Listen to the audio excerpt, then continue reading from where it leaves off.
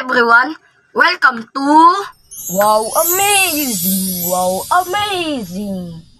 I am Prince Nigel B. Abang and this is my science lesson vlog. Our topic for today is about expressing the concentration of solutions. Now, the question is, how do we know the accurate amount of solute in a given amount of solvent? Let's go find out together. If we put too much coffee and too much sugar in 1/2 cup of hot water, what do you think will happen to the color, to the smell, and to the taste of the coffee? Of course, the color of the coffee will be too dark, the smell will be too strong, and the taste will be too sweet. The intensity of the color, the strength of the smell, and the degree of sweetness of the coffee all depend on the concentration of the solution. And what do you mean of concentration? Concentration is the ratio of amount of solute to the amount of solution. We can also look at this in this way. It is solute over solution. There are different ways to express the concentration of solution. First, we have percent by mass. And percent means part per 100. To get the percent by mass, we use this formula. Percent by mass equals mass solute over mass solution times 100. For example, if we have 5% by mass sugar solution, it means we have 5 grams sugar in 100 grams solution. Where do we get the 100 grams?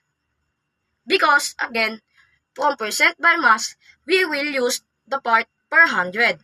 Let's have a sample problem for you to understand.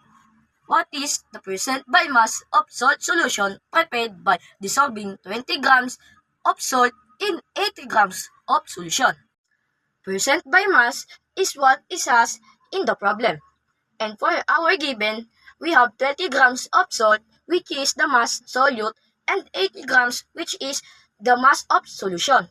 To solve the given problem, we use the formula of percent by mass, and we have percent by mass equals mass solute over mass solution times 100. Then we just substitute and replace the value percent by mass equals 20% grams salt over 80 grams solution times 100.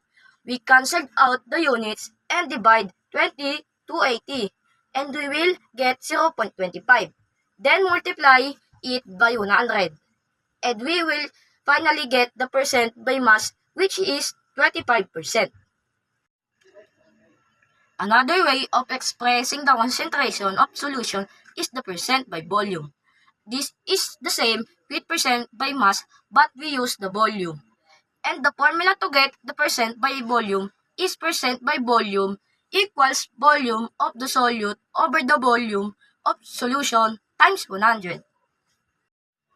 For example, if you add a rubbing alcohol with 60% concentration, it means there is 60 ml isopropyl alcohol to 100 ml solution or 60 ml isopropyl alcohol to 100 ml solution.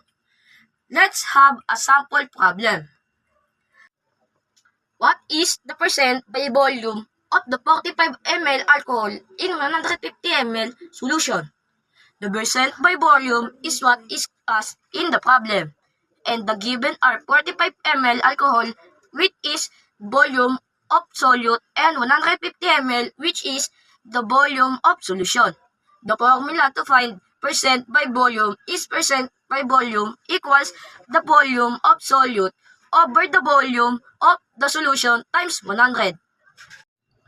Then we just substitute the value percent by volume equals 45 ml alcohol over 150 ml solution times 100.